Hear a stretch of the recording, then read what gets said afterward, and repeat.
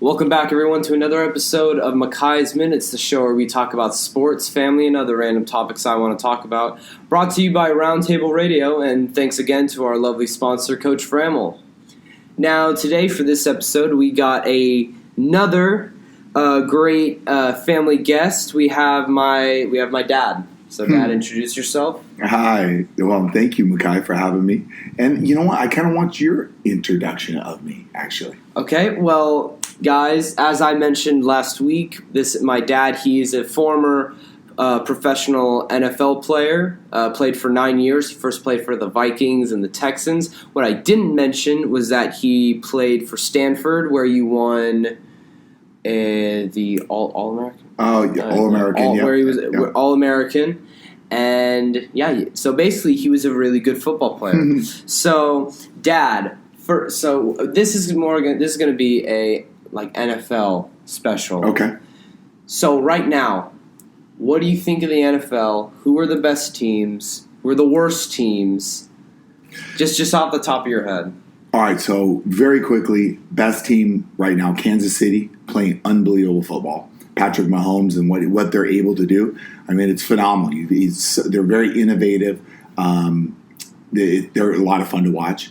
Another good team, Russell Wilson is playing well. This is what you're noticing right now is it's very quarterback dominant, right? Offenses are beating defenses, and you're looking at the scores of these games. So you think the three best quarterback play right now is Patrick Mahomes, Russell Wilson, and Aaron Rodgers, and those are the three best teams right now too. So that's the best. The worst, I think, even though the Texans are 0-4, they're not a bad team. They've just played a very tough schedule. The New York Giants, they're a terrible team. And the New York Jets is also a bad team. And in fact, there's odds in Vegas already on which one of those two is going to be 0-16, or are they both? So that's kind of what I want to go back to that comment you made on Kansas City. What do you think is innovative about because at least to me, sometimes it seems football is very the same things will go on. I don't really see how there can be anything new to the game. So what would you say is innovative? So what Kansas City's done so different from everybody else is, it's funny because when I came up, we always, in high school and in college, we tried to emulate the NFL. And that's where we kind of we wanted to run the type of offense that they're running in the NFL. And what Andy Reid and Patrick Mahomes have done, and it's been very innovative, is they've actually gone back to what is working at a high school level. Because at a high school level, that's where you're trying to get people in space, you're trying to create one-on-one matchups, you have a lot more creativity. And that's kind of what Andy Reid does. So Andy Reid, instead of going and talking to all other NFL coaches and studying NFL coaches in the offseason, he goes and studies the most prolific college teams and then the most prolific high school teams to see what they're doing. And he is applying that to the NFL, which is kind of a new phenomenon. Do you think that other teams will pick that up in the future? Oh, certainly. I mean, everybody's already trying to copy what Kansas City, obviously they call the NFL a copycat league. And the reason why is because if one team does it, then that's what everybody else does for the next 4 years. They're trying to get successful and do that. Right. So a good example would be when Dallas and Oakland Raiders were really, really good a couple years ago. They both had these offensive line that they invested a ton. So now every team, because they're oh, that's how you win games. That's how you go from being at the bottom half to at the top half, is do that. Not everyone has a Patrick Mahomes. Not everyone has an Andy Reid. And not everyone who has the guy that I hope comes here to the Texans, Eric Bieniemy, who was a tremendous college player back in the day. He was one of my favorite players when I was in high school. All right, so that'll be interesting. Now, before we get into the Texans, as that's our home team. I want to talk. What do you think of the situation of how COVID has affected the preseason and especially since we watched Hard Knocks with all of LA, the Rams and Chargers. How do you feel about that? Well, it's unfortunate and sad, right? There's a whole group of people that just didn't get an opportunity. So if you think about how it normally is, right? You go through this offseason with 90 people on your roster, and then you start going through cuts, and then you end up with this final roster of roughly around 53 people with some practice squad people and that type of stuff, right? They didn't have a preseason. So some of these guys that weren't the known commodities, they never even really had an opportunity to put film on tape for some other team to pick them up. Do you know what I mean? Yeah. And so, there are countless people who, that's how they made it into the NFL without having the opportunity to have the preseason. Even the Rams coach talked about it. I remember in one episode of Hard Knocks, he said how he would be building houses if it wasn't for his preseason. Right. For sure. Exactly. And someone John Randall. John Randall's a Hall of Fame football player, played with me at the Vikings from Hearne, Texas. That's where you took the picture in front of his sign. And he was a preseason and practice squad, got cut, then got picked up by Minnesota and was a Hall of Famer. So you just never know. But the biggest thing is, in order to have an opportunity, you need to have tape. You need to have plays to where all of the NFL sees you. And with that group, they didn't have that. I've always wondered this: what happens after you get cut? Like to all those people, do you think could they come back next year and try out? Oh, they can. Oh yeah. So when somebody gets cut, I mean, it's a terrible thing because one, you have to go in, you have to go have a meeting with them, turn in your playbook, all that type of stuff. Right. And then they're going to take you out. But then the moment you get cut, or you even have news that you're going up to see the coach, you're getting cut, you typically call your agent. And so then your agent then starts automatically making phone calls around the league to figure out what else is going on, where it may be a good fit for you, and all that type of stuff. So sometimes you'll see guys that get cut and they get brought back to the same team within a week. Other times a guy gets cut and he gets picked up by a different team.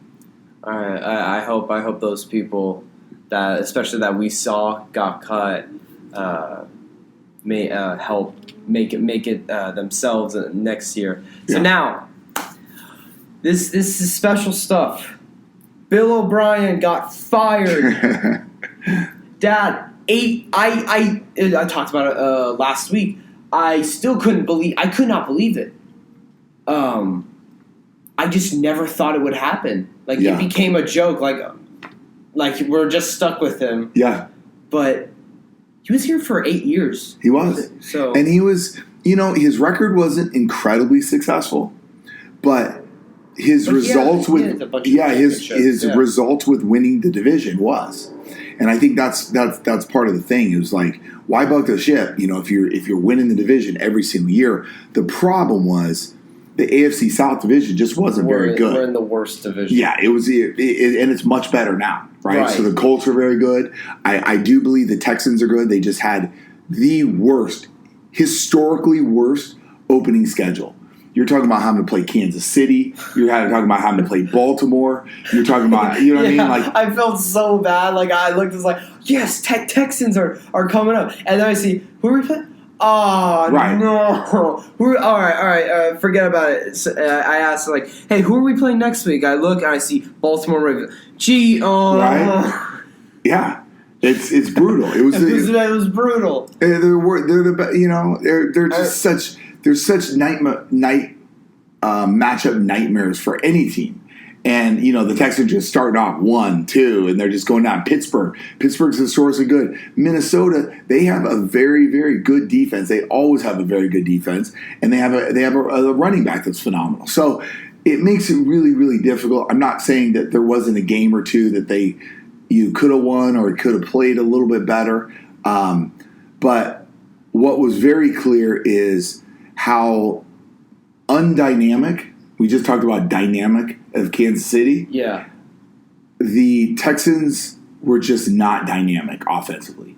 And I think that there was very strict, very rigid. It had to be this, no off course. There wasn't, and it wasn't very creative either. right? It wasn't very innovative. And I think what gets frustrating for the players and the reason why he kind of lost the team was technically they have about the same talent as Kansas City. I mean, Patrick Mahomes is something special, but Deshaun athletically and intellectually can do everything that Patrick Mahomes. Oh no, yeah, I believe that. Right? Yeah, I definitely believe that. They have some very good running backs, that probably aren't as good as Kansas City running backs, but they're pretty dang good. You have, they have, a tight end, a couple tight ends that are pretty good, very similar. Again, not the caliber of Travis Kelce, but pretty good. You have Randall Cobb and you have Kenny Stills. These guys are fast guys. Very, very similar to some of Kansas City weapons. Right. And so you're kind of like, well, how can they do this so much? Look at all of what they're doing, and why can't we do anything? Why are we just doing very vanilla, old school football? I want to comment on. I remember reading in preparation for this.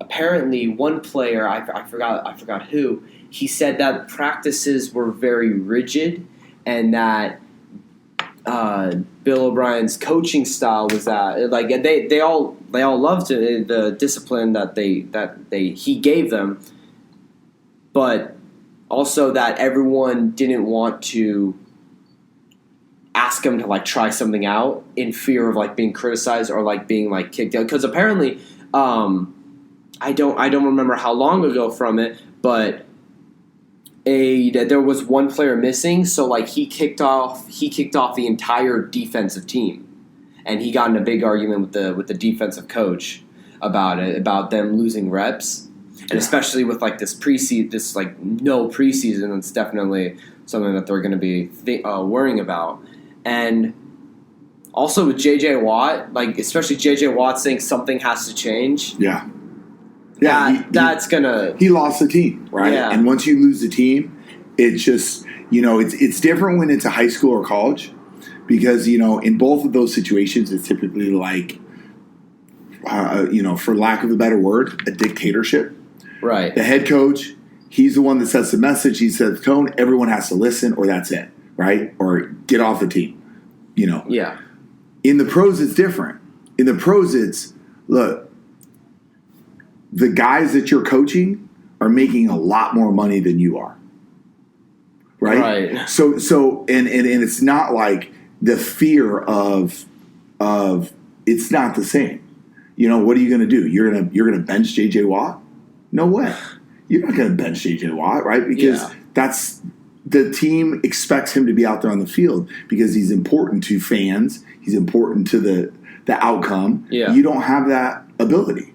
Right? So you have to work with it. So in the pro game, it's a lot more of a collaborative effort to where the coaches and the players should be able to communicate and bounce ideas off on, hey, I've seen this work. I've done this before, right. And that's kind of how the NFL game is different than college or high school. All right, that's definitely interesting. All right, to end this off, do you have any, off the top of your head, do you have any NFL stories? Like funny or just random NFL stories? I tons of funny stories. So one of the funny stories is, during training camp, the rookies, the rookies. Yeah, they got to sing. And we did have to sing, but this is kind of back in the day. They don't do this anymore because now it's considered hazing or whatever. Oh. But, so what would happen was, if, a rookie, rookies are responsible for carrying the vets' pads in. Right. And if a rookie didn't do it or something, and it's just like in events when rookies didn't do something, the vets would tape them up to the goalpost, right? They would tape the guys up to the goalpost, and they would just leave them out there. And so they'd leave them out there for about an hour, and you can't move. You're like a mummy in athletic tape. Oh, an athletic tape. Athletic tape, tied, wrapped around you and the goalpost. And just, I'm talking about rolls and rolls of taping somebody. And then, about 45 minutes later, the athletic trainer would come out and cut the guys down or whatever. But it was pretty funny. That's a funny tame story for high school. I didn't want to give you a. Yeah. I'll tell you the. All right. Off mic. I'll tell you some of the other ones. Behind the scenes, off mic type of thing. All right. So I think that's it. This is definitely a special episode. Thank you, Dad, for coming. Thank you. And to everyone, make sure to catch us next week. Makai's Minutes on Roundtable Radio. And once again, thank you to our sponsor, Coach Framel, for allowing us to do this and giving me a good grade. Hopefully. So to everyone, to all my audience, and to their families, stay safe, stay happy, and good morning, good evening, and good night.